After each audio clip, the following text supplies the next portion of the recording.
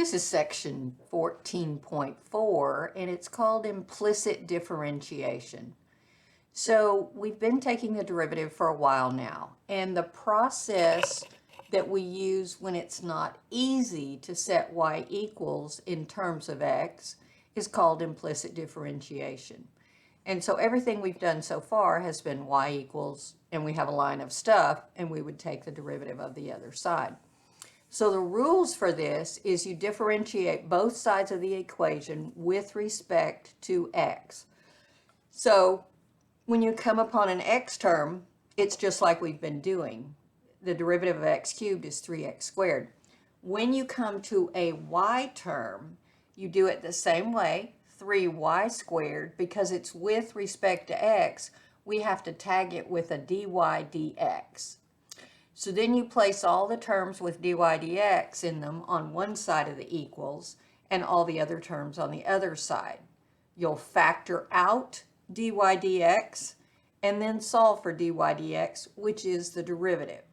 So here is an example with really quite a few parts that we might not do normally. We wouldn't break it apart quite like this, but we have 3xy plus 4y squared equals 10.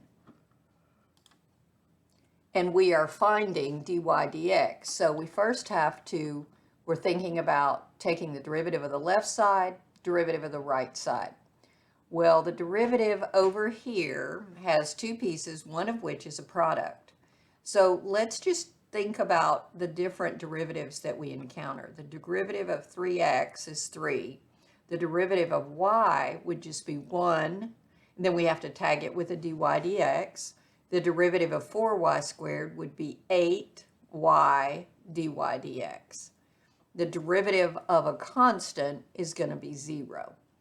So, taking all those pieces, let's go down here. We have 3x times the derivative of y, so we have times this, plus 3 times y, because the derivative of 3x was 3. So that was the first times derivative of the second plus second times derivative of the first, plus the 8y dy dx equals 0.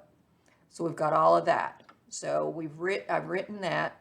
Now I'm going to take everything that is not a dy dx and move it to the right. So that's just this. So that becomes a minus 3y here. Now I've got these pieces that both have dy dx. I'm going to factor that out. So I'm left with 3x plus 8y, and we still have negative 3y over here.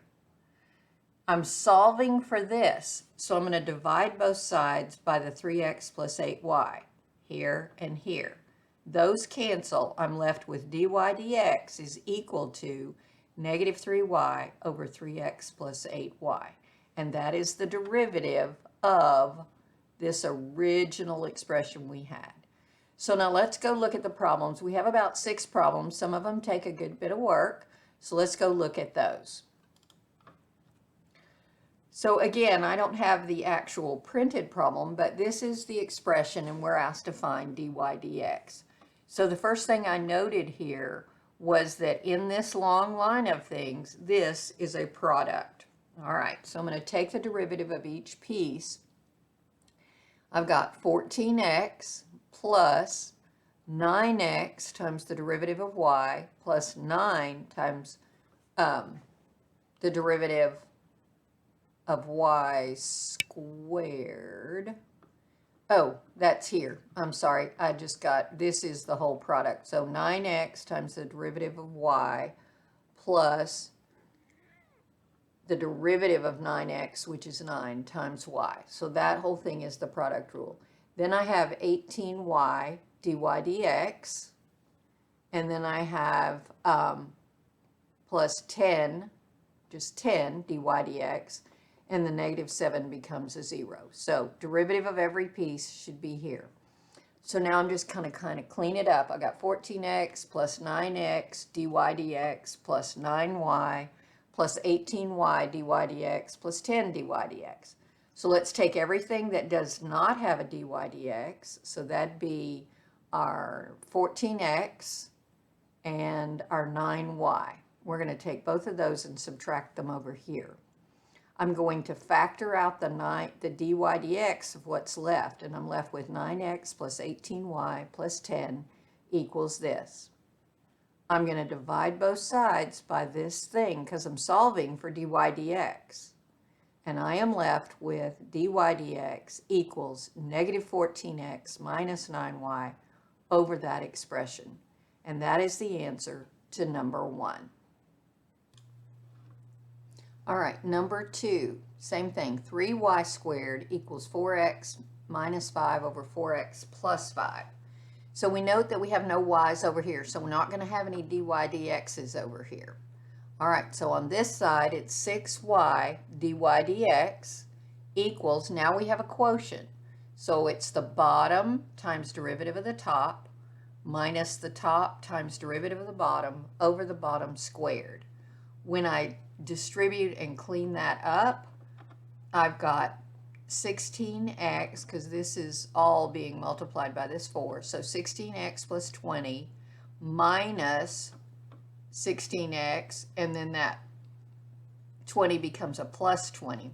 So the 16x's cancel out, and I've got 20 plus 20.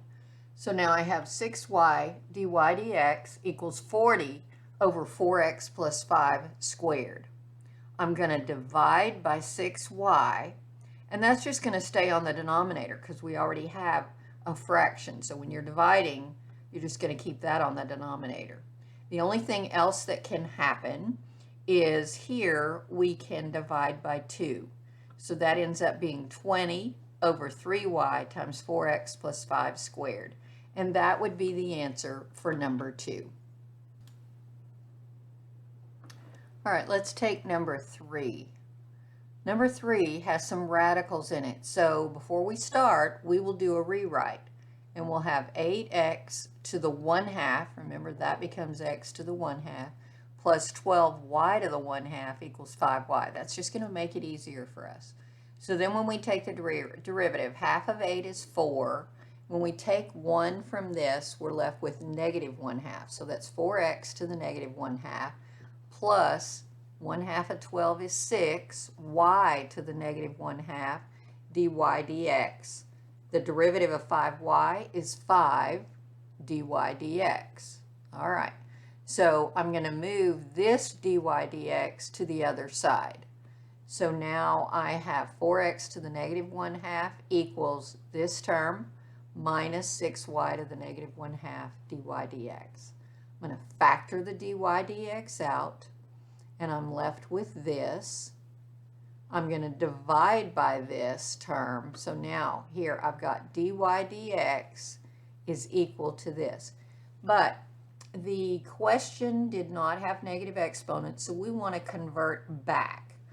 So I do a little algebraic work. So this is 4, and because it's a negative exponent, I don't just have square root of x, I have it over square root of x over 5 minus 6 over the square root of y. Well, when I want to clean that up more, I need to get this to be one fraction. And so the common denominator is square root of y.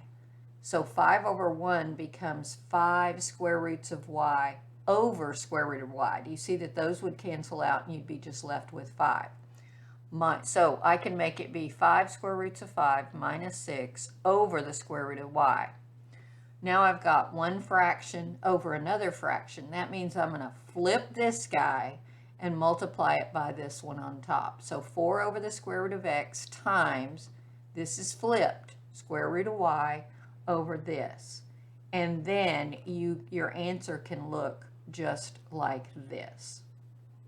So that's just, down here is where we solved for it, but the rest of this was changing it back into radicals and just cleaning it up a little bit. So that should be the answer to number 3. Number 4 gives you a function or an expression and says find the derivative and find the equation of the tangent line at a particular point. So we're given this, x squared y squared equals 9, and at the point 1, 3. So to write the equation of a tangent line, we've got to have a slope. So we'll find the derivative to get that slope. All right, so this is a product. So we're going to have x squared times the derivative of y squared, which is 2y dy dx, plus y squared times the derivative of x squared, which is 2x. I'm going to distribute here, so I have 2x squared y dy dx plus 2xy squared. I'm going to subtract this term to the right, and now I've got this expression. I'm going to divide by 2x squared y. So my derivative is this. Now, I could do some simplifying before I plug in my numbers. You could absolutely do that. Those will cancel out. You'll have a -1. That x could go away. You'd have an x down here, this y. But I just chose to plug in as it is. So at 1, 3, I'm going to plug in 1 for x and 3 for y. So I have -2 times 1 times 3 squared over 2 times 1 squared times 3. So that ultimately gives us -3. When you do all that little calculation, you get -3. So this is our m. That's our slope. So again, we took the derivative. We got it down to here, but we need the derivative at a particular point, so we get -3. All right. Remember, this is the point slope formula. Y minus y1 equals m times x minus x1. We're going to plug in the parts that we have. We have an x1, we have a y1, we have an m. So y minus 3 equals -3 times x minus 1. I'm going to distribute here, get -3x plus 3. I'm going to add 3, and so I have y equals -3x plus 6. We found the derivative. This was dy dx. We evaluated it at this point, and then we plugged our slope and our point into the point slope formula. That is number 4. Number 5, same kind of question. We are given this expression, and this point is where we're evaluating it. So again, with the radical, I'm going to rewrite 2y squared minus x to the 1/2 equals 5. Now take the derivative of each piece. So this is 4y dy dx minus 1/2 x to the -1/2 equals 0. So now we're going to add this to the other side. So we have 4y dy dx equals 1/2 x to the -1/2. I'm going to divide by the 4y, so I have dy is equal to 1/2 x to the -1/2 over 4y. Now, when I clean that up, what happens if I just, this is 1/2, so I can just push the denominator to the bottom. There's your still have a 1/2, and my x to the -1/2, if I do not want it to be negative and I want it back to be with radical, this is square root of x. So I have 1 over 4y parentheses 2 square roots of x. You're given this point to evaluate. So at x is 16 and y is 4.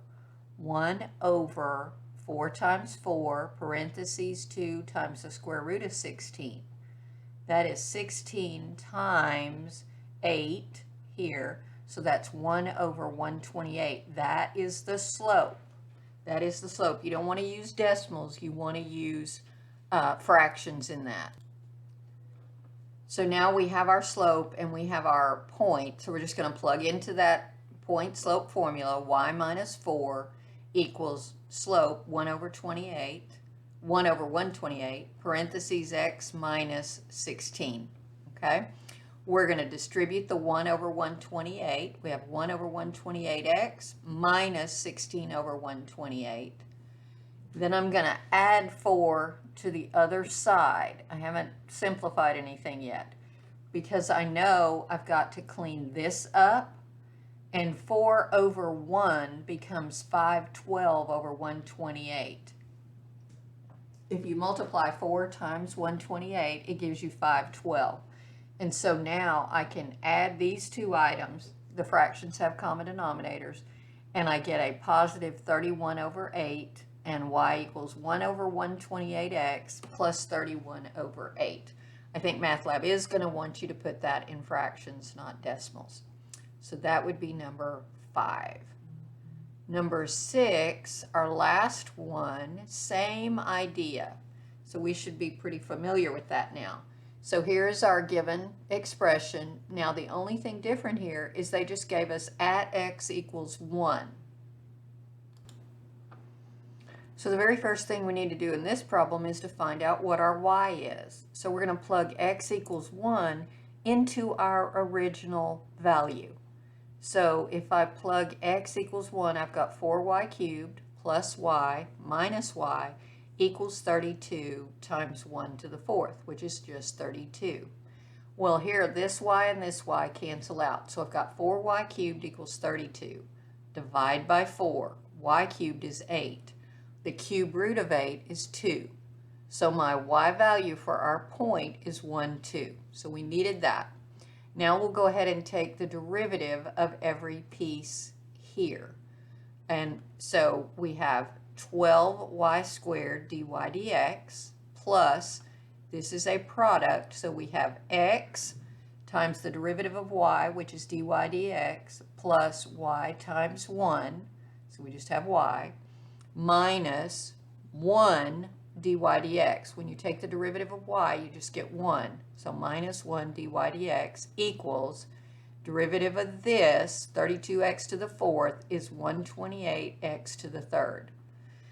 So we're going to clean up a little bit. We've got 12y squared dy dx plus x dy dx minus 1 dy dx, and subtract this y to the other side. That was the only thing that did not have a dy dx. Factor out dy dx, and you're left with 12y squared plus x minus 1 equals this. Divide by that expression, and you have dy dx is equal to this over that expression. No need to worry about anything. We're going to evaluate that dy dx at x is 1, y is 2. So 128 times 1 cubed minus 2 over 12 times 2 squared plus 1 minus 1. When you do all that calculation, you get 126 over 48. If you divide 6 into both of those, you get 21 over 8. That is our slope. We're going to then use our point, 1, 2, and our slope of 21/8. So y minus 2 equals 21 over 8, parentheses x minus 1. Clean this up, you get 21 over 8x minus 21 over 8, and you got y minus 2. I'm going to add this 2 to the other side, but I'm going to turn it into eighths because I have to do these fractions. So 2 is the same as 16 over 8. When you combine these two, you have negative 5 over 8. So our equation is 21 over 8x minus 5 over 8. And that is the equation of the tangent line at that particular point. So I think those 6 questions get you really familiar with using implicit differentiation to find our derivatives and to write some equations of tangent lines.